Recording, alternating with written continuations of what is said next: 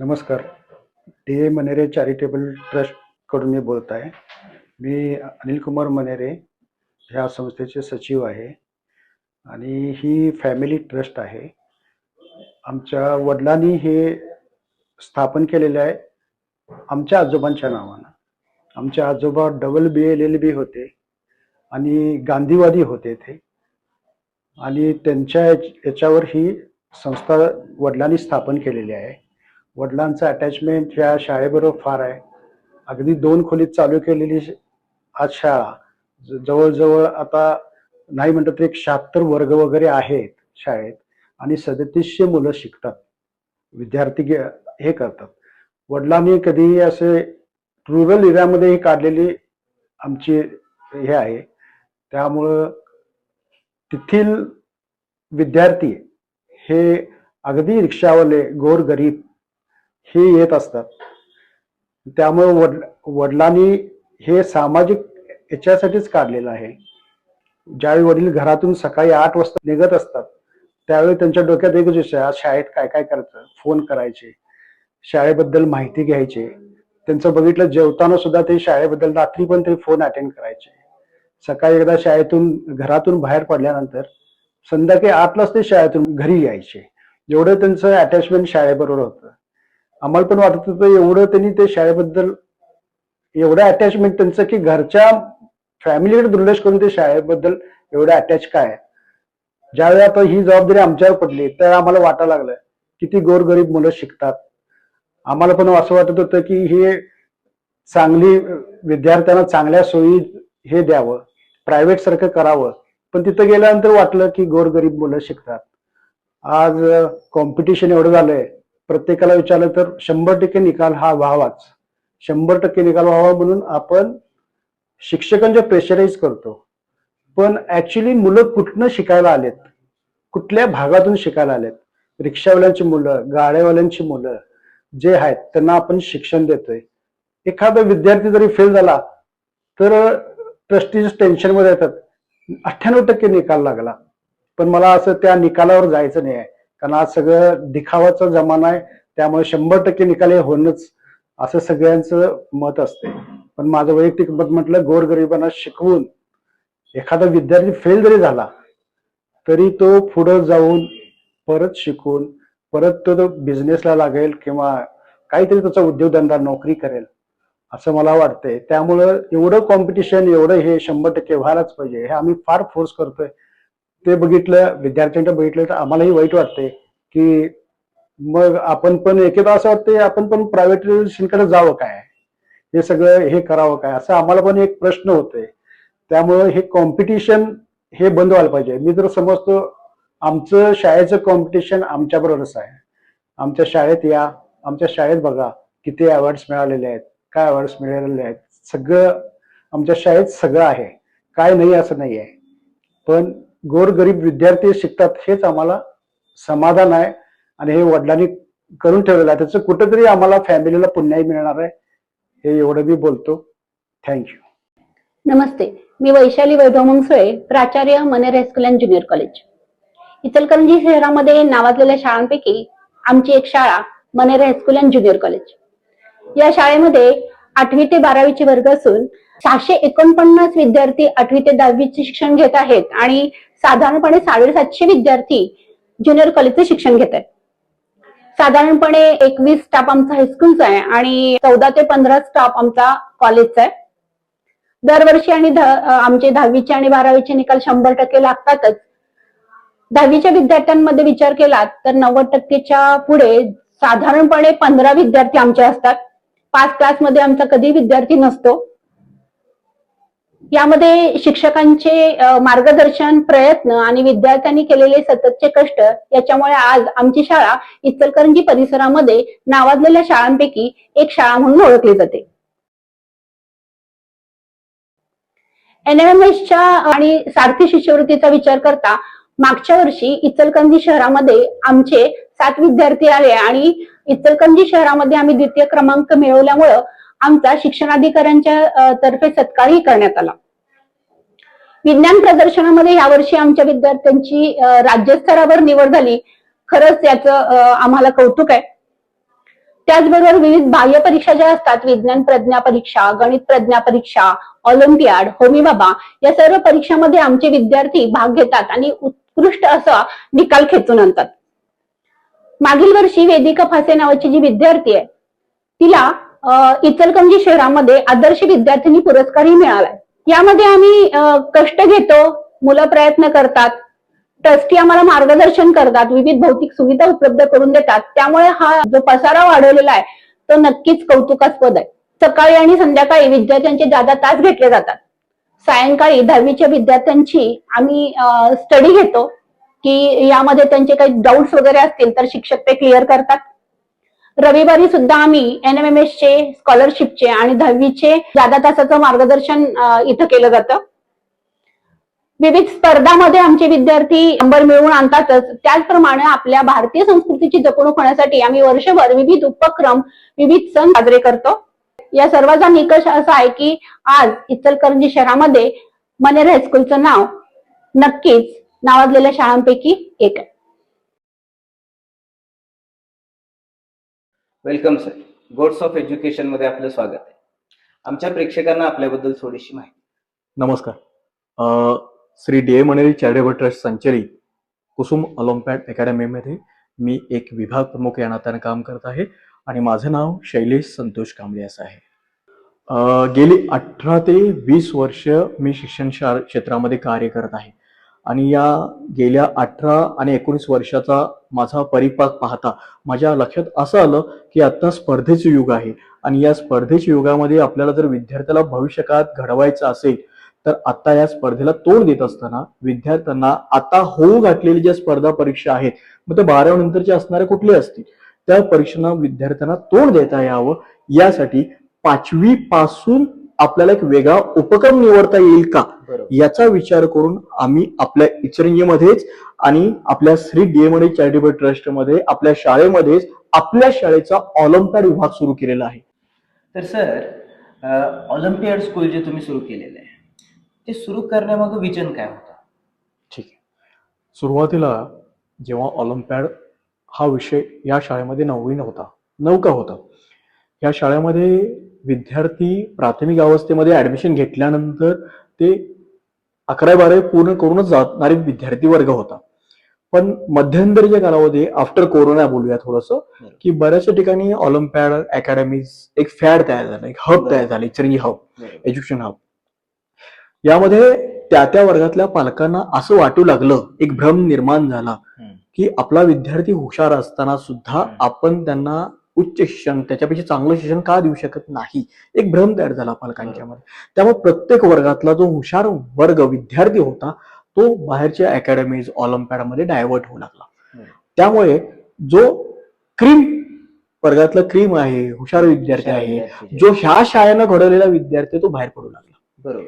तो फ्लो आपण थांबवू शकत नव्हता. पालकांच्या आग्रहास्तव तो बाहेर जाऊ लागला, त्यांच्या मुलांना ते बाहेर जात होते. मग हा फ्लो थांबवण्यासाठी आदरणीय स्वर्गीय सुधाकररावजी मनेरे काका यांनी एक पाऊल पुढे घेतलं. त्यांच्याकडून मला कॉल आला, त्यांनी मला बोलवलं आणि त्यातून हे सगळं सुरुवात झाली. आणि यामध्ये ऑलिम्पियाड कसं असतं, अकॅडमीज काय असतात, कोणता अभ्यासक्रम असतो, त्याची डिझायनिंग काय असते, हे सगळं स्ट्रक्चर, ही जागा आता तुम्ही जी पाहताय ही जी उभा राहिलेली आहे शून्यातून उभा राहिली असं म्हणायला हरकत नाहीये. हे शून्यातून विश्व तयार झालेलं आहे, अकॅडमीचं सुद्धा, ऑलिम्पियाडचं सुद्धा. आणि याच्या मागे राबणारी सुधाकररावजी मनेरे काका होतेच. प्रत्येक लक्ष त्यांचं वैयक्तिक लक्ष असायचं. त्यानंतर काकांच्या नंतर आदरणीय सुभाष केटकाळे काका आहेत, आता सध्या लक्ष घालतायत. त्याचबरोबर शाळेचे आपले आता ट्रस्टी जे आहेत आदरणीय शीतलकुमार मनेरे साहेब आहेत, आदरणीय अनिल कुमार मनेरे साहेब आहेत. त्यांच्या दूरदृष्टी डोळ्यासमोर ठेवून हे त्यांनी विजन आखलेलं आहे की आपल्याला ह्या विभागाला आणि या शाळेला वेगळ्या उंचीवर घेऊन जायचं आहे. आदरणीय शीतल साहेब असतील किंवा आदरणीय अनिल साहेब असतील, हे दोघांचं विजन असं आहे की आत्ताची ही अवस्था आणि येथून निर्माण होणारी भविष्यकाळातली स्पर्धा याचा विचार करून या विभागालाच नव्हे तर या पूर्ण शाळेला एका विशिष्ट उंचीवर घेऊन जायचं असेल तर प्रत्येक विभाग आपण डेव्हलप केला पाहिजे. आणि साहेबांचं, शीतल साहेब असतील, अनिल साहेबांचं कायम आमचं जेव्हा संवाद होत असतो तेव्हा प्रत्येक विभागाला डोळ्यासमोर ठेवून आमचं बोलणं असतं की सर, या विभागाला आणि इतर विभागांना आपल्याला पुढे घेऊन जायचं आहे. मग ते शैक्षणिक असेल किंवा गुणात्मक असेल, इतर दृष्टिकोनातून सुद्धा. आणि याला आम्हाला साथ लाभलेली आहे. सगळ्यात मोठी साथ म्हणजे या दोघांच्या मधला दुवा म्हणजे आपल्या शाळेची व्यवस्थापक आणि मुख्याध्यापिका. त्यामध्ये प्राथमिक विभागाच्या मुख्याध्यापिका आहेत ज्या ऐनापुरे मॅडम आहेत, किंवा हायस्कूल विभागाच्या मुख्याध्यापिका आहेत ज्या मंगसो मॅडम आहेत. यांचा आम्हाला मिळणारं पाठबळ जे आहे हे सगळं मौलिक आहे. कारण मुख्याध्यापकांचा आणि शाळेतले जे व्यवस्थापक आहेत आदरणीय वसळे सर, यांचा पाठबळाशिवाय कुठलाही विभाग प्रबळ होणार नाहीये, पुढे जाणार नाहीये. त्यामुळे त्यांचा सुद्धा पाठबळ आहे, आपल्याला पाठीशी आहेत ते. त्यामुळे ते सगळे उभारलेलं आहे. त्यांनीच हे जर नाकारलं तर पुढे जाणार नाहीये. त्यामुळे त्यांचा सुद्धा आमच्या पाठीशी हात आहेच. आदरणीय शीतल साहेबांचा आहे, आदरणीय अनिल साहेबांचा आहे, त्यांच्या परिवाराचा आहे. ते प्रत्येक कार्यक्रमाला आवर्जून उपस्थित असतात. हे मला सांगायला फार मोठेपणाचा आणि ऊर भरून येतो त्याबद्दल. अतिशय म्हणजे युनिक आहे सर हे. पण आमच्या पालकांना किंवा विद्यार्थ्यांना ऑलिम्पियाड म्हणजे नेमकं काय याची थोडीशी माहिती द्या. अगदी बरोबर आहे. साहजिक आहे हा प्रश्न येणं सर्व पालकांच्या मनामध्ये किंवा आपण श्रोता वर्गांच्या मनामध्ये, की काय होत चाललंय, की पूर्वीच्या काळी जी परंपरा होती ज्यामध्ये तुम्ही आणि आम्ही शिकलो, बरोबर, याच्यामध्ये जे व्यावहारिक गणित होतं, अभ्यासक्रम होता, ते शिकत गेलो आपण. पण जसं जसं विद्यार्थ्यांची संख्या वाढली, शाळेची संख्या वाढल्या आणि स्पर्धा वाढली, नोकरीच्या निमित्ताने स्पर्धा वाढली, या नोकरीच्या निमित्ताने व्यावसायिक स्पर्धा वाढली. यामध्ये आपल्याला जर प्रवेश मिळवायचा असेल, व्यावसायिक शिक्षणासाठी प्रवेश मिळवायचा असेल, फॉर एक्झाम्पल जर आपण उदाहरण घेऊया की 10वी आणि 12वी नंतर ज्या व्यावसायिक परीक्षा येऊ घातलेल्या आहेत, या व्यावसायिक परीक्षांना जर आपल्याला तोंड द्यायचं असेल, फॉर एक्झाम्पल आपण बरीचशी उदाहरण पाहू शकतो की जर समजा तुम्हाला जेई ऍडव्हान्स करायचं आहे, मेन्स करायचं आहे किंवा नीट एक्झाम द्यायची आहे, अशा प्रकारच्या बऱ्याचशा स्पर्धा परीक्षा आपल्या आजूबाजूला आहेत ज्या 12वी नंतर आपल्याला द्याव्या लागतात. मग या स्पर्धा परीक्षेचा तोंड देत असताना विद्यार्थ्यांना 11वी 12वी झाल्यानंतर त्याच्याकडे वळावं का, त्याचा अभ्यास करावा का, की किंबहुना 11वी 12वीला फेस करायचं, ती बोर्ड परीक्षा द्यायची का, मी जेई मेन्स ऍडव्हान्स नीटची तयारी करून घ्यायची, व्यावसायिक परीक्षा अभ्यास करायचा, हा मुलांसमोर असणारा सगळ्यात मोठा प्रश्न होता. त्यामुळे त्याला थोडीशी वेगळी बाजू म्हणून आम्ही काय विचार केला की त्या वर्गामध्ये विद्यार्थी 5वीला आला की 5वीच्या वर्गामध्ये त्या ऑलिम्पियाडचं किंवा 11वी 12वी नंतर द्यावे लागणाऱ्या ज्या सगळ्या स्पर्धा परीक्षा आहेत त्यांची तोंड ओळख त्या वर्गामध्ये व्हावी, असा अभ्यासक्रम रचला गेला, असा अभ्यासक्रम आपण निवडला गेला. आणि तशा प्रकारे शिक्षण, जसं की ऑलिम्पियाड जे आहे आपण म्हणतो, त्याच्यामध्ये 5वीला विद्यार्थी स्टेट बोर्डचं सगळं शिक्षण घेणारच आहे. स्टेट बोर्डमध्ये त्याच्या मराठी शिकणार आहे, हिंदी शिकणार आहे, इतिहास भूगोल हे सगळे विषय शिकणार आहे तो स्टेट बोर्डचं. कारण काय, दुसरी बाजू अशी आहे की काही विद्यार्थी आपल्या समाजामध्ये असे दिसतील तुम्हाला की ऑलिम्पियाड शिकतात, 11वी 12वी ऑलिम्पियाड करतात किंवा अकॅडमीमध्ये ऍडमिशन घेतात, पण जेई मेन्स ऍडव्हान्सला फेस करू शकत नाही, ते डायव्हर्ट होतात, प्रवाहातनं बाहेर पडतात. मग त्यांचं काय, ते त्यांचं स्टेट बोर्डही भक्कम झालेलं नसतं आणि भविष्याच्या स्पर्धेलाही ते पात्र ठरलेलं नसतं. मग अशा मुलांचं काय, याचा विचार आम्ही प्रकर्षाने आमच्या ऑलिम्पियाड विभागामध्ये किंवा आमच्या शाळेने केला. आणि त्यामध्ये आम्ही थोडासा वेगळा मार्ग निवडला की थोडंसं लोड पडणार आहे मुलांच्यावर, पण पर्याय नाहीये. जर तुम्हाला भविष्यकाळात स्पर्धेला जर तोंड द्यायचं असेल तर स्टेट बोर्डचा पक्का पाया होईल तुमचा. आणि त्याच्याबरोबर भविष्यकाळात 11th 12th नंतरच्या येणाऱ्या ज्या कॉम्पिटेटिव्ह एक्झाम्स आहेत त्याची तयारी सुद्धा त्या वर्गामध्ये होत जाईल. म्हणजे दगडापेक्षा वीट मऊ म्हणतो आपण, ह्या प्रक्रियेला आपण पुढे जाता येईल आणि विद्यार्थी टप्प्याटप्प्याने घडत जाईल. 11वी 12वीला त्याला जर पडणारा लोड आहे तो न पडता त्या वर्गामध्ये जर त्यांना ती विभागणी केला गेला, 5वीला थोडी विभागणी, 6वीला थोडी विभागणी, स्वरूप सगळ्याच परीक्षेचं आपल्याला आतापासूनच कळेल आणि विद्यार्थी तयार होत जाईल. भविष्यकाळात त्याला भीती कमी होईल. 11वी 12वीला गेल्यानंतर जो विद्यार्थी अचानक तो लडबडणार आहे, घाबरणार आहे, ह्या परीक्षा घातल्या आहेत, त्याला फेस करू शकणार नाहीये. त्यापासून त्या वर्गामध्ये आपण आता देतानाच त्या विद्यार्थ्यांना Indian talent Olympiad, science Olympiad foundation ह्या प्रकारच्या नॅशनल आणि इंटरनॅशनल लेवलच्या परीक्षांना बसवतोय का, त्यांची भीती आतापासून मोडावी. बरोबर, ह्या परीक्षा कशा असतात, त्याचं वातावरण कसं असतं, त्याचे पेपर कसे असतात, त्याचे बुकलेट कसे असतात, त्याचे बुक्स कसे असतात, त्याचा अभ्यासक्रम काय असतो, हे सगळं जर त्या स्पर्धात्मक परीक्षेची जी नंतर ते फेस करणार आहे 10वी 11वी 12वी नंतर, बरोबर, त्याची जाणीव त्यांना आताच कळेल. बरोबर, त्याची काठिण्य पातळी त्यांना आताच कळेल. त्यानंतर नॉर्मली काय होतं, जेई नीट किंवा कुठलीही सीए असो, कुठलीही स्पर्धा परीक्षा, बरोबर, ही परीक्षेपेक्षा त्याची भीतीच जास्त असते. अगदी बरोबर, अगदी बरोबर. रिझल्ट नाही येण्याचं सगळ्यात मोठं कारण काय, तेच आहे. मुलं घाबरलेली घाबरलेली असतात. मी असतात. 2 वर्षात IIT म्हणजे काय, नक्की जेई म्हणजे काय, नक्की ऍडव्हान्स नक्की म्हणजे काय, नक्की नक्की नीट म्हणजे MBBS ला जायचंय, मग नीट परीक्षा, त्याची भीती जास्त आहे. अगदी बरोबर. म्हणजे दुखण्यापेक्षा त्याचं औषध औषध हे महाग म्हटलं पडतं. जातं. त्या पद्धतीनं तसं आहे. मग तुम्ही जे बनवताय ऑलिम्पियाड म्हणजे काय, की त्याची भीती टप्प्याटप्प्याने कमी शाळेमध्ये व्हावी, असताना कमी होत व्हावी, जाईल, कमी होत व्हावी. जाईल. आणि त्यातनं एखादा विद्यार्थी असा पण असू शकतो की ही सगळी भीती मोडून हम्म. तो जे 11 Confidently 12th जाईल ना. हा बरोबर. 11 12th ला जाऊन चमकणार होता त्याच्यापेक्षा जास्त चमकेल ना बरोबर. तो विद्यार्थी. आणि पालकांनाही आता तळागाळातल्या पालकांना आपण आतापासून त्याची जाणीव करून देतोय बरोबर. की 11 12th ला होणार जर तुमचा खर्च वाचवायचा असेल किंवा त्याच्यानंतरच्या व्यावसायिक परीक्षेचा जो खर्च वाचवायचा असेल हम्म. तो आतापासून तुम्ही अभ्यासात लागला, तशा प्रकारे बरोबर. अभ्यास जर केला तर तुमचा खर्च भविष्यात फार कमी होऊ शकतो. बरोबर. त्यामुळे आणि स्मार्ट विद्यार्थी मिळू शकतो. कारण नॉर्मली महाराष्ट्राचं जर चित्र बघायला गेलं तर IIT ला जाणाऱ्या मुलांची संख्या खूप कमी आहे. कमी आहे. ठीक आहे. MBBS कॉलेजेसला नॅशनल लेवलचे जे बेस्ट कॉलेजेस आहेत तिथं ऍडमिशन मिळणाऱ्यांची संख्या प्रचंड. बोटावर मोजण्या इतकी आहे. CA मध्ये चमकणारी मुलं खूप कमी आहेत. कमी आहे. कारण कुठेतरी शिक्षण संस्था आपल्या आहेत. आजपर्यंत शिक्षण स्टेट बोर्ड पॅटर्न जो चालतो त्याच्यामध्ये नॅशनल लेवलला जी गरज असते ती कमी पडते. आणि नक्कीच ऑलिम्पियाड मधून आपण NCERT बेस्ड सिलेबस स्वीकारलेला आहे. त्यामुळं मुलांना थोडासा फायदा होतो असं हा, एकंदरीत त्याच्याबद्दल मला तुमचं- थोडंसं बोलायला आवडेल बरोबर. की कसं आहे, आपण 5वी ते 10वी किंवा प्राथमिक अवस्थेपासून माध्यमिक अवस्था संपेपर्यंत किंवा उच्च माध्यमिक अवस्था संपेपर्यंत बरोबर. म्हणजे 11वी 12वी पर्यंत जो अभ्यासक्रम मुलांना शिकवला जातो तो स्टेट बोर्डचा आहे.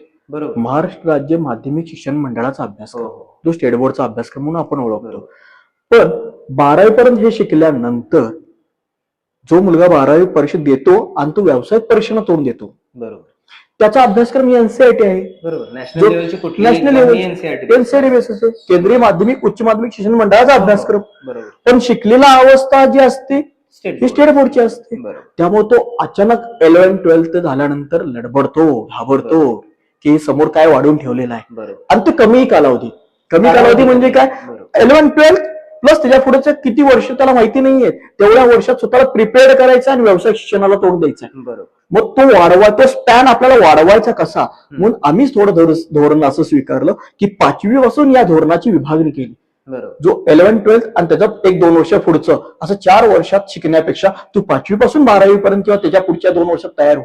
बरोबर. मला सांगायला आनंद वाटेल की माझा 10वीचा विद्यार्थी आत्ता काही एक्झामला आता तो फेस केला आणि माझ्या लक्षात हे आलं की त्याच्या 5वी ते 10वी ऑलिम्पियाड घेतल्या गेल्यामुळे जे व्यावसायिक परीक्षांना आता त्यांना एक तोंड दिली त्या परीक्षांना, एंट्रन्स परीक्षेला, आणि तो जवळपास 3000 मुलांच्या मध्ये 217वे रँक आहे.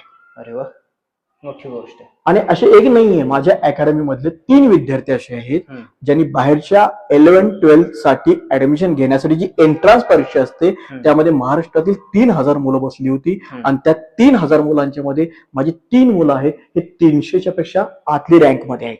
बरोबर. हे कशामुळे झालं, जेव्हा त्या मुलांना मी हे विचारलं हे कशामुळे झालं, तर त्या मुलांनी सहज उत्तर दिलं, जे 5वी पासून 10वी पर्यंत आपण स्टेट बोर्ड बरोबर ऑलिम्पियाड शिकलो त्यामुळे आम्हाला ते परीक्षेची भीतीच राहिलेली नाही. नवीन काय वाटलं नाही, आम्ही फेस करू शकलो कारण ही वाक्य वाचल्यात आम्ही. बरोबर. ही आमच्या कानावरनं गेले, हाताकडनं गेलेले आहेत, त्यामुळे त्यांना सोपं वाटलं. बरोबर. म्हणून ही मुलं फेस करू शकली. मला पालकांना सांगायचं हेच आहे की आम्ही धोरण काय वेगळं स्वीकारलेलं नाहीये. स्टेट बोर्ड बरोबर ज्या भविष्यकाळात येऊ घातलेल्या परीक्षा आहेत आणि येणाऱ्या परीक्षा आहेत त्या परीक्षांना अचानक तोंड देण्यापेक्षा तुम्ही टप्प्याटप्प्यानं तोंड द्या. बरोबर. जेणेकरून मुलगा जरी कच्चा असला तर भविष्यकाळात त्या तोंड द्याव्याच लागणाऱ्या परीक्षा आहेत त्या थोड्याशा आतापासून त्याला दिल्या गेल्यामुळे त्याची भीती मोडेल. तुम्ही म्हणाला त्याप्रमाणे जी भीती मोडेल त्या परीक्षेला तो आतापासून तोंड देईल आणि त्यामुळे तो प्रगल्भ बनेल. हो. आणि पालकांची आता समाजामध्ये जी भीती निर्माण व्हायला लागली की 11 12th नंतर काय, 11वी 12वी नंतर काय, किंवा व्यावसायिक परीक्षेला मुलगा टिकेल का, स्पर्धेना भविष्यात टिकेल का, ह्याचं सोपं उत्तर पालकांना आत्ताच प्राप्त होईल ना. 5वी पासून 6वीला तो मुलगा कुठे अडखळला तर पालकांना आपल्याला मार्ग दाखवायला सोपं जाईल. 11वी 12वी झाल्यानंतर मार्ग दाखवण्यापेक्षा तो कमी कालावधी राहतो राईट मधला, त्यापेक्षा मार्ग दाखवण्यापेक्षा 5वीला त्या पालकाला कळेल की माझा मुलगा बायोलॉजी मध्ये उत्तम आहे, जेई मध्ये उत्तम आहे, सीए मध्ये उत्तम आहे, कुठे उत्तम आहे, तो आतापासून त्याला आपण म्हणतो ना पाळण्यात पाय दिसतात बरोबर. मुलाची. या प्रकारचा एक प्रारंभ पालकांना प्राप्त होईल, भविष्यकाळातली दिशा ठरवायला मुलांसाठी. म्हणून अकॅडमीनं हे किंवा ऑलिम्पियाडनं म्हणून आपल्या श्री DMNA चॅरिटेबल ट्रस्ट मध्ये हे चालू आहे, आपण हे सुरू केलेलं आहे. आणि याचं मोठं स्वरूप म्हणजे आपला ऑलिम्पियाड विभाग, आणि कमी कालावधीमध्ये फार मोठ्या स्तरापर्यंत ऍडमिशन पर्यंत आणि लोकांच्या पर्यंत पोहोचलेला आहोत. आणि याचा गौरव असं झालेला आहे की आता मला वर्ग कमी पडत आहेत, विद्यार्थी संख्या प्रचंड झालेली आहे. आणि हे सगळं नाममात्र फी मध्ये आहे. आणि विशेष वैशिष्ट्य म्हणजे काय, जी आपण विद्यार्थ्यांच्याकडे फी घेतो त्या विद्यार्थ्यांच्या फी मध्येच आपण त्यांना ड्रेस कोड प्रोव्हाइड करतो, त्यांना शूज प्रोव्हाइड करतो. त्यांचा जो लौकिक बनणार आहे तो लौकिक त्यांच्याच फी मधून आहे, बरोबर. तो जपला जाणार आहे. हो. त्याचं महत्व त्यांना कळतं की माझ्या फी मधून हे सगळं दिलं जातंय, म्हणजे त्याला माझा लौकिक आहे त्यामध्ये, बरोबर. मला तो जपायचं आहे. बरं. जी पुस्तकं ऑलिम्पियाड लेवलची जी पुस्तकं आम्ही त्यांना प्रोव्हाइड करतोय ती सगळी पुस्तकं एकदम आता मार्केटमध्ये जे स्टँडर्ड आहे जपला गेलाय, जो 11th-12th नंतर तुम्ही ते वापरला जाणार आहे बरोबर. त्याचाच एक बेसिक स्वरूपामध्ये पुस्तक आहे, ते आपण आता त्या वर्गामध्ये प्रोव्हाइड करतोय. बरोबर. 5वीचा विद्यार्थी असेल तर 5वीच्या विद्यार्थ्याला पेलेल अशा प्रकारचं पुस्तक, त्याचा अभ्यासक्रम रचला गेलेला आहे, तो अभ्यासक्रम त्यांना दिला गेलाय. अशा प्रकारे टप्प्याटप्प्यानं आपण देतोय. बरं, हे झालं ऑलिम्पियाडचं.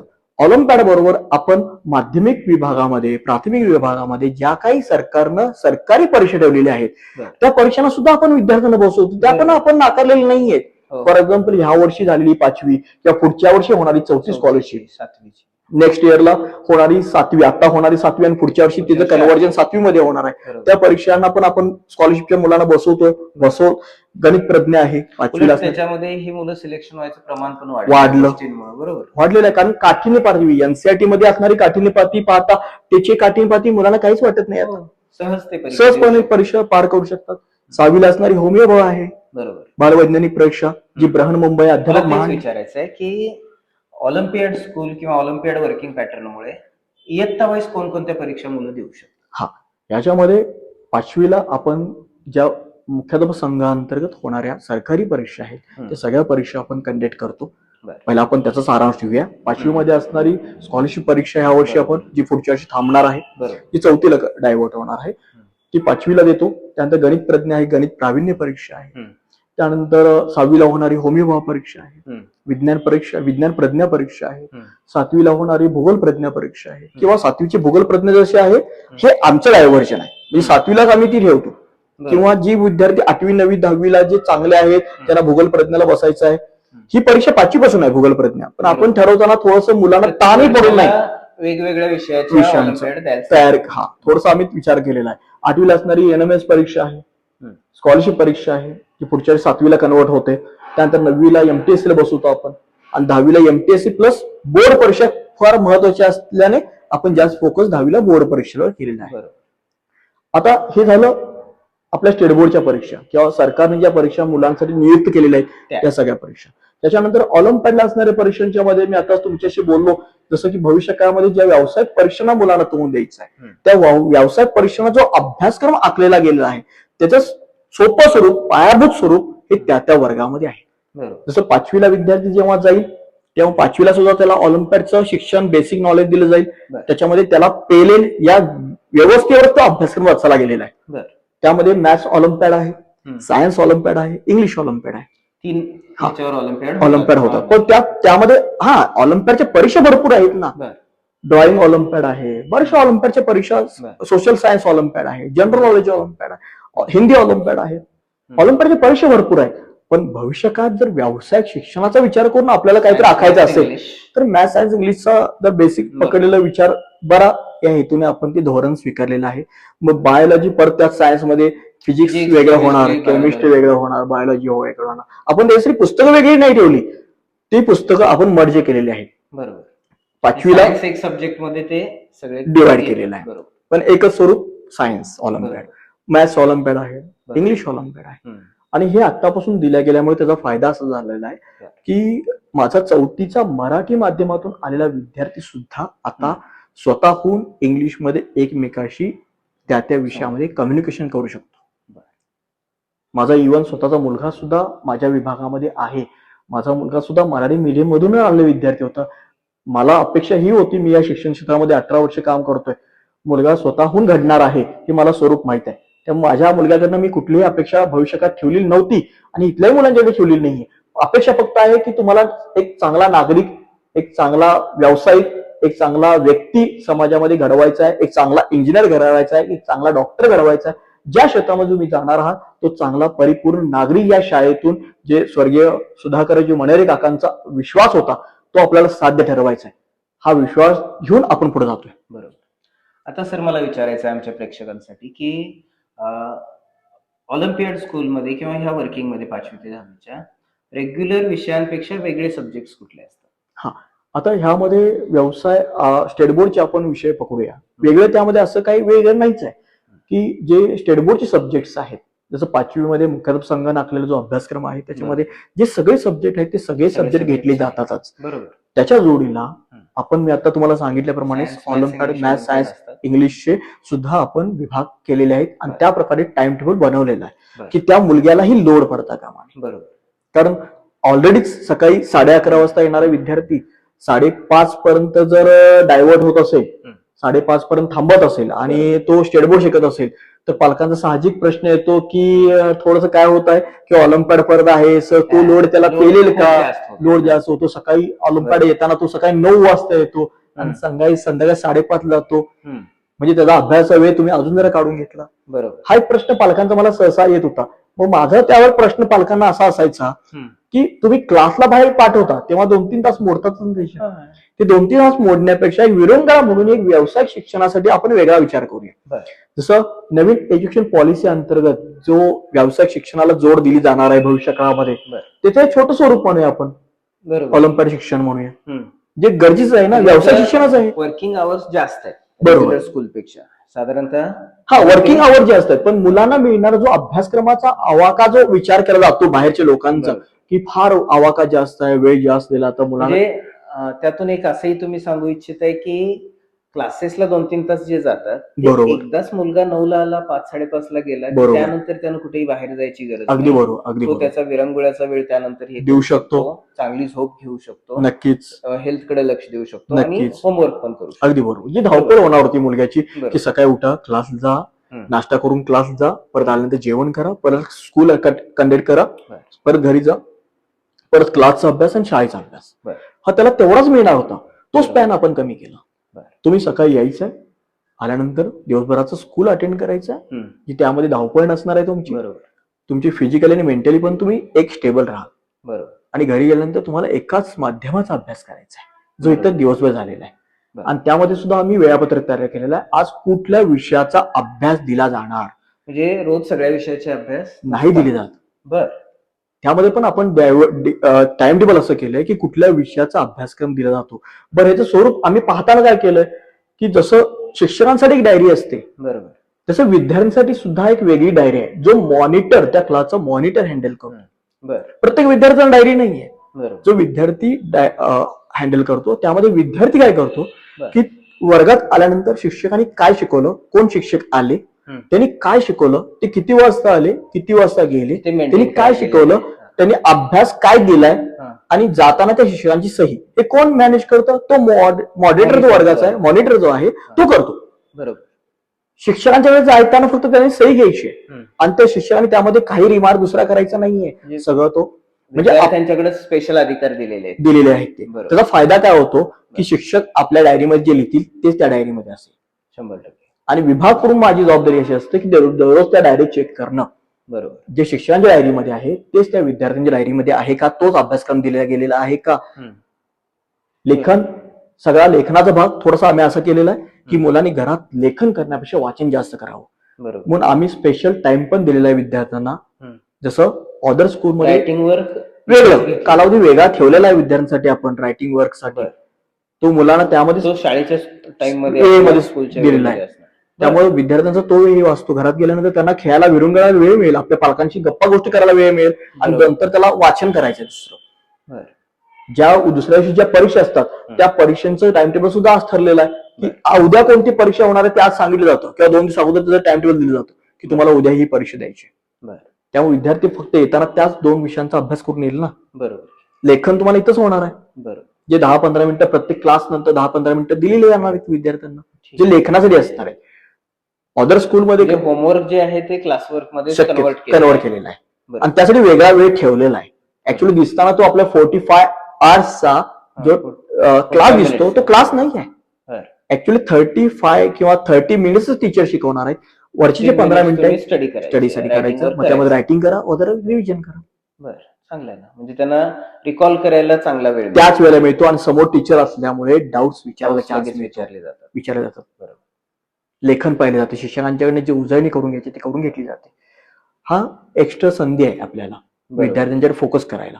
कारण एखादा विद्यार्थी गेल्यानंतर उद्या येतो शंका घेऊन, तो उद्या येण्यापेक्षा आजच येऊ दे ना, आत्ता समोर होऊ दे.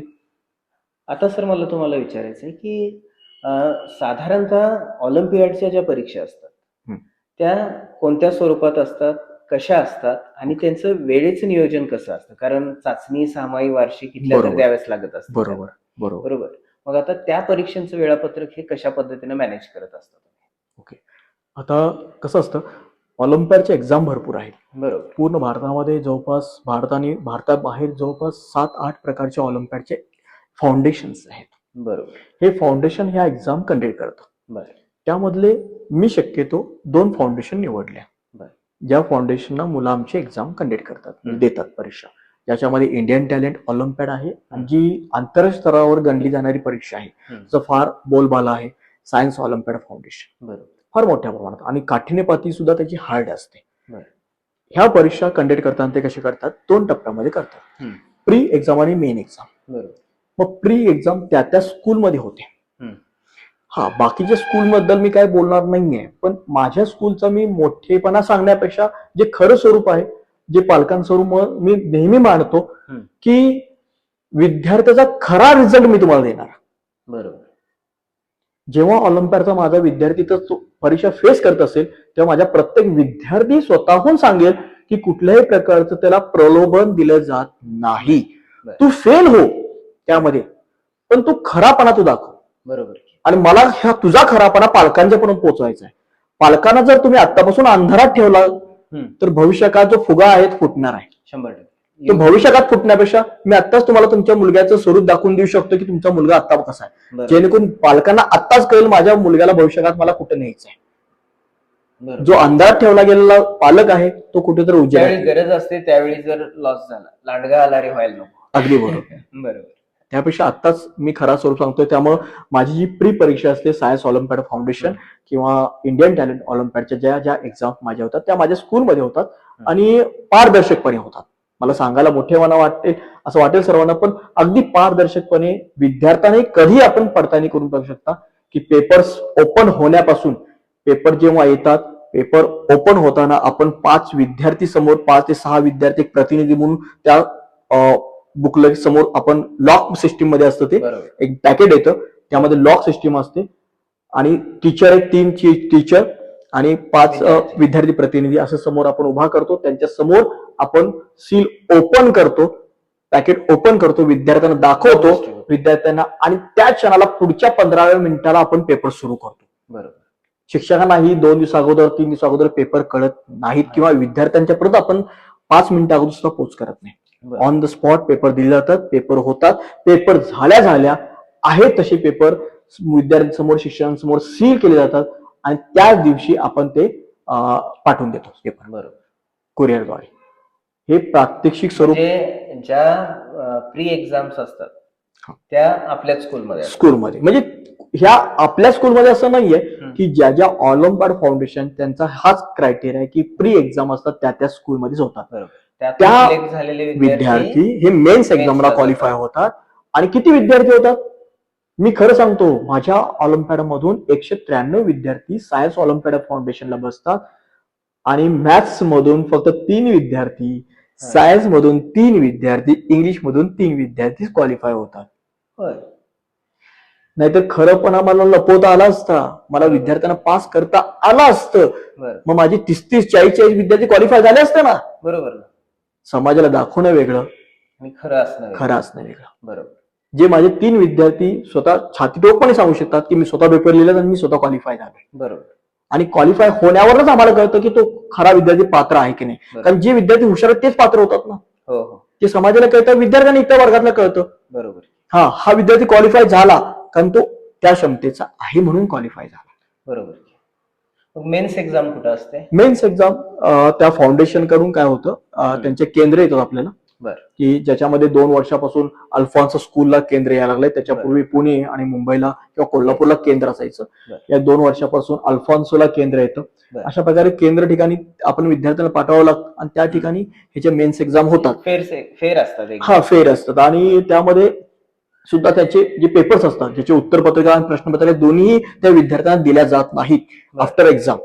म्हणजे क्वेश्चन पेपर पण घरी घेऊन जाऊ शकत देऊ नाही. शकत नाही. बरं. आणि त्याचीही ट्रान्सपरन्सी त्यांनी ठेवलेली आहे. हम्म. त्याचाही रिझल्ट अगदी टफ येतो आणि निकाल येताना प्री एक्झामचा आणि मेन एक्झामचे हे दोन्ही निकाल वेगळ्या स्वरूपामध्ये येतात. बर. आणि त्याचं स्वरूप असं आहे की जसं आपल्या शाळेमध्ये आपला निकाल लागतात हम्म. की मुलग्याचा निकाल, याला हे मार्क पडले, हा. ह्याचं असं स्वरूप नसतं. बर. ह्याचं स्वरूप विस्तृत असतं. हम्म. 5 ते 6 पानांच्या मध्ये जो निकाल येतो, त्या निकालामध्ये विद्यार्थ्याला तो प्रश्न त्यानं कसा सोडवलेला आहे, Detail त्याचं घेतलं वेटेज सगळं. किती आहे त्या विद्यार्थ्याचं, बर. हे वेटेजद्वारे त्याचं उत्तर येतं सगळं. बर.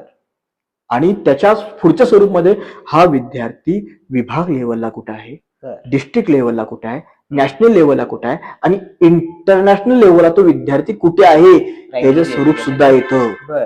ह्याचा फायदा काय होतो विद्यार्थ्यांना हे मला सांगायला आवडेल की तुम्ही 11th-12th नंतर ज्या व्यावसायिक परीक्षा जाता आणि त्याला तुम्हाला कळतं तुमच्या नीटला तुमचा मुलगा नॅशनल लेवलला All कुठे India rank आहे, किती असतो? तो ऑल इंडिया रँक तिथं करण्यापेक्षा माझ्या मुलग्याचा मी तुम्हाला आता 5वीला दाखवून देतो ना, बरोबर. नीटचा बायोलॉजीचा स्कोअर किती आणि तो लेवल कुठे आहे तिची, नॅशनल किंवा इंटरनॅशनल लेवल. ते अपग्रेड करायला बरं पडेल.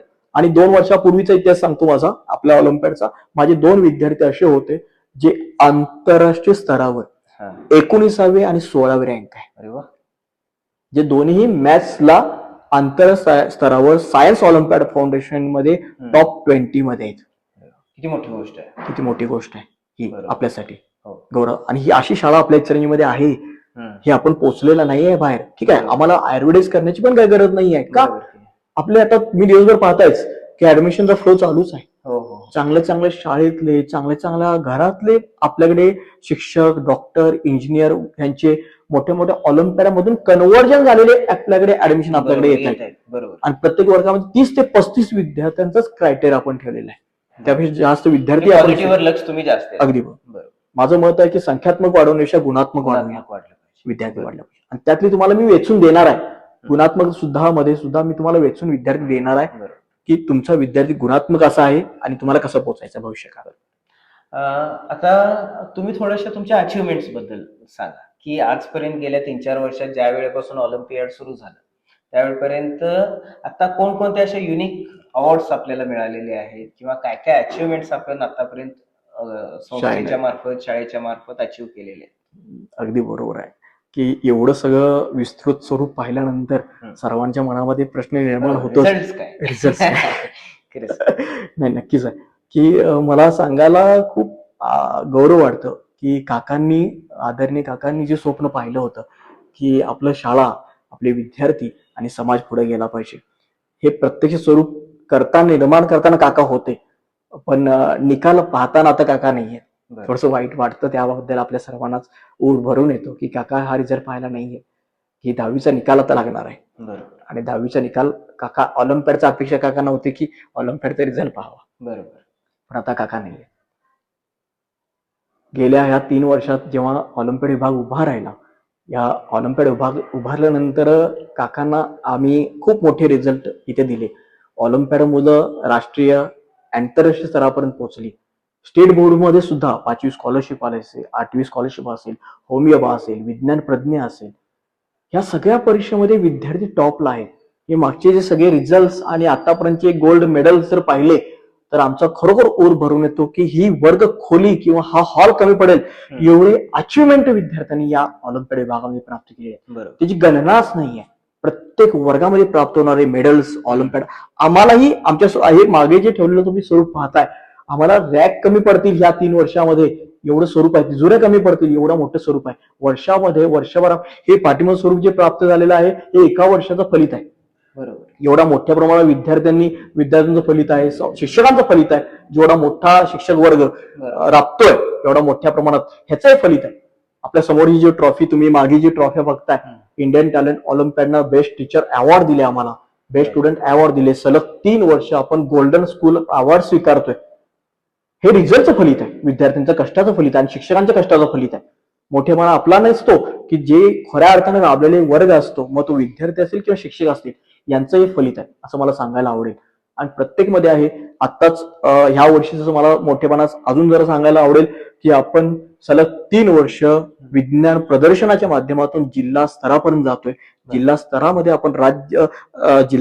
आपण क्रमांक मिळून आपण राज्य स्तरापर्यंत आता झेप घेतलेली आहे. या वर्षीचं राज्यस्तरीय प्रदर्शन जे झालं नागपूरला होतं आणि या मोठ्या नागपूरच्या राज्यस्तरीय प्रदर्शनामध्ये आपली शाळा टॉप 10 मध्ये होती असं मला सांगायला आवडेल. कारण का जेव्हा परीक्षण झालं त्या परीक्षणामध्ये जे पहिले 3 राऊंड झाले, पहिल्या राऊंड मध्ये सुद्धा आम्ही होतो, सेकंड राऊंड मध्ये सुद्धा आम्ही होतो आणि थर्ड राऊंड सुद्धा होते.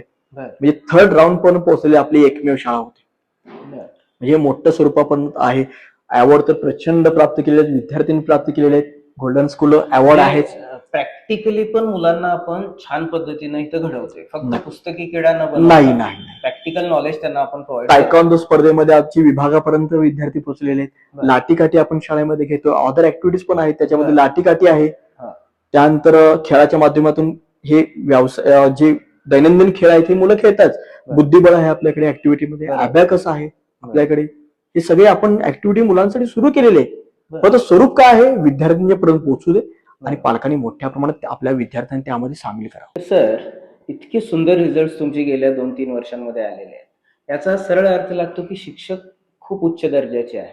मग ज्यावेळी हे शिक्षक चूज करत असता तुम्ही किंवा शिक्षकांचं सिलेक्शन प्रोसेस जी असते, तो क्रायटेरिया असतो, तो कशा पद्धतीचा असतो आणि शिक्षकांचं जे वर्किंग सिस्टीम किंवा त्यांचा बॅकग्राऊंड कशा पद्धतीने तुम्ही बघता? ओके, आता आपल्याकडे सगळे शिक्षक परिपूर्ण आहेत. ज्या विषयांना आपण शिक्षक निवडले गेलेले आहेत ते परिपूर्ण आहेत.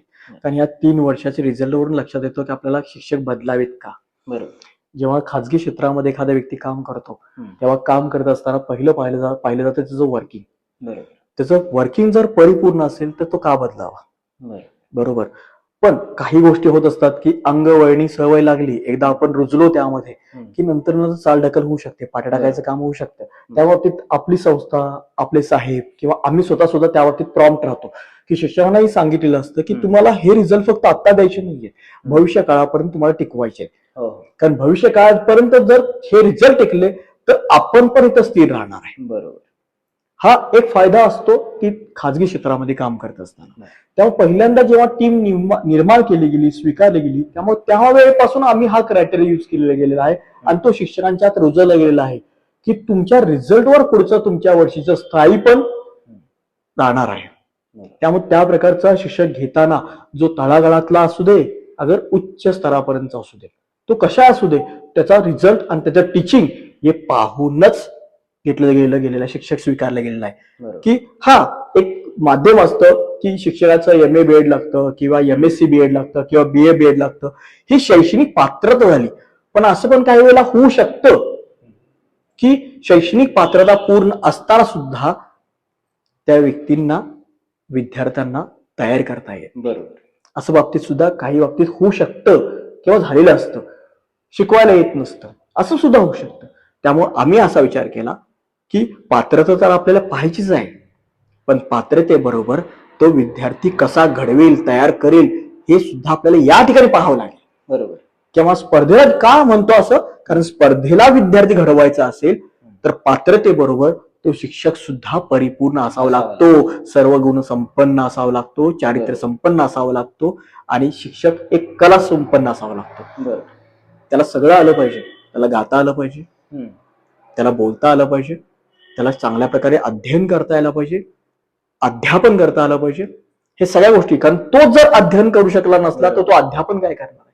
बरोबर. त्यामुळे शिक्षकांना बऱ्याच गोष्टीचं ज्ञान स्वतः पहिला घेतलं पाहिजे, स्वीकारलं पाहिजे, येणाऱ्या काळानुरूप त्याला स्वतःला घडवता आलं पाहिजे. असा शिक्षक वर्ग आम्ही इथं घेतलेला आहे जो बराच कालावधी आमच्यासाठी देतो, राबतो आणि त्याला अपेक्षा एकच असते की माझा समोरचा विद्यार्थी हा माझा घरचा विद्यार्थी आहे, माझा विद्यार्थी आहे आणि तो चांगल्या ठिकाणी घडावा जावा, जेणेकरून, कारण का तो आपली पुढची पिढी आहे. बरोबर. पुढची पिढी जर आपल्या समोर भविष्यात उभा राहणार असेल तर ती कशी असावी, तुमच्या स्वप्नातली पिढी हे जर तुम्हाला आत्ता बघायचं असेल तर तुम्ही विद्यार्थी घडवा, हे स्वरूप आम्ही आमच्या शिष्यांना दिलेलं आहे. म्हणून तर हे सगळा रिझल्ट तुम्ही आता पाहताय बरोबर. आणि हे लौकिक तयार झालेलं आहे. नक्कीच. अतिशय सुंदर पद्धतीनं तुमचं वर्किंग चाललेलं आहे, आम्ही सकाळपासून बघतोयच. आता फक्त पालकांसाठी एक सांगा की आपल्या इथंच का, ठीक आहे आता तुम्ही माहिती दिलेलीच आहे, पण एक शॉर्ट मध्ये त्यांना सांगा की कुसुम ऑलिम्पियाड स्कूलमध्ये मणेरे चॅरिटेबल ट्रस्ट यांच्या अंतर्गत जे कुसुम ऑलिम्पियाड स्कूल आहे याच्यामध्ये पालकांनी का आलं पाहिजे आणि त्यांना इथं आल्यानंतर त्यांच्या मुलांना काय वेगळं शिकायला मिळेल. ठीक आहे, या प्रश्नाचं उत्तर देताना मी एक 2 मार्गातून किंवा 2 माध्यमातून देईन. फक्त प्रवेश घेण्यासाठीच आमच्याकडे येऊ नका. विभाग कसा आहे, या विभागात काय चालतं, ऑलिम्पियाड म्हणजे काय, अकॅडमी म्हणजे जे डोक्यात बसलेलं फॅड आहे, चुकीचे विचार आहेत, चुकीच्या दृष्टिकोनातून थोडंसं बाजूला ठेवून काय चालतं हे पाहण्यासाठी प्रथम या. आणि त्याच्यानंतर तुम्ही ऍडमिशन घेणार असाल तर त्यासाठी वेगळे भेटा. कारण तुमच्या मनामध्ये जे सगळे प्रश्न उभारलेले असणार आहेत ते पहिल्या विचारातून दूर होतील. घरात जाऊन तुम्ही चर्चा कराल, सगळ्या 4 लोकांना भेटाल, आपल्या ऑलिम्पियाड विभागातील प्रत्येक विद्यार्थ्याला भेटाल, शिक्षकांना भेटाल किंवा किंबहुना तुमच्या परिसरात असणाऱ्या आपल्या कुसुम ऑलिम्पियाड विभागातील शिकणाऱ्या विद्यार्थ्यांना भेटाल किंवा पालकांशी भेटाल आणि मग ठरवाल आणि त्याच्यानंतर ऍडमिशनसाठी या. म्हणजे तुमच्या स्वरूपात तुम्हाला सर्व क्लिअर होत जाईल, सगळं स्पष्ट होत जाईल की आपल्या इथेच ऍडमिशन का. तर हे होते शैलेश कांबळे सर.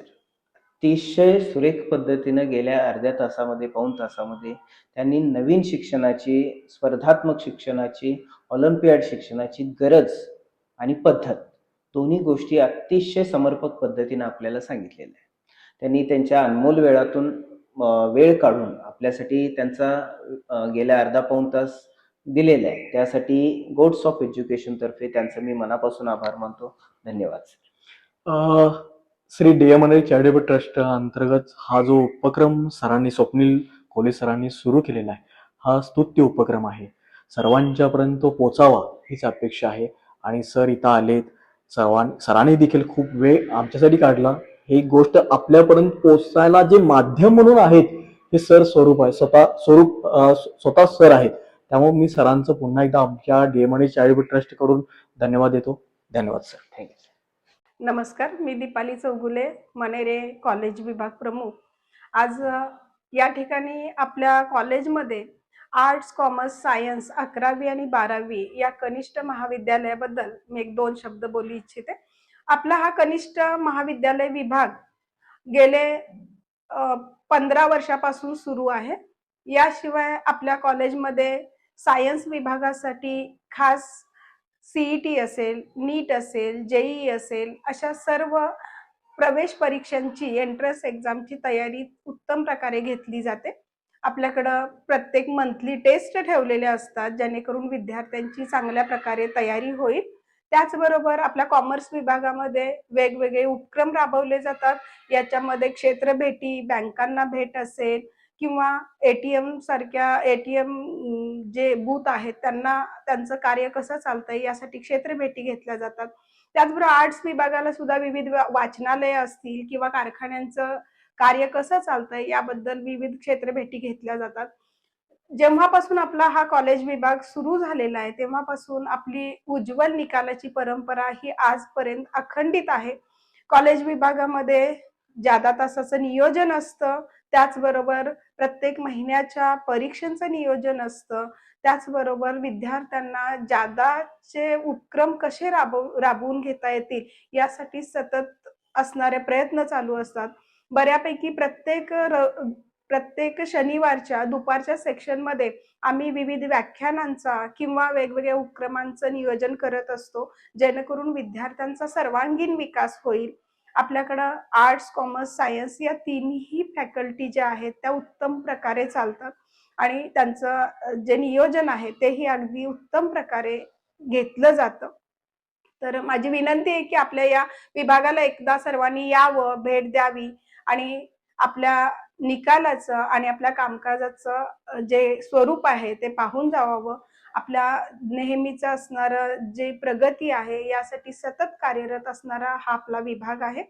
आणि त्याचबरोबर ज्या प्रकारे हायस्कूल असेल, प्राथमिक असेल किंवा बालवाडी विभाग असेल, ऑलिम्पियाड विभाग असेल, त्याचबरोबर कॉलेज विभागाकडून सुद्धा विविध कार्यामध्ये सहभाग, आपले सगळे उपक्रम आणि त्याचबरोबर असणाऱ्या ज्या आवश्यक असणाऱ्या परीक्षांची तयारी ही उत्तम प्रकारे घेण्याचा आम्ही सतत प्रयत्न करत असतो.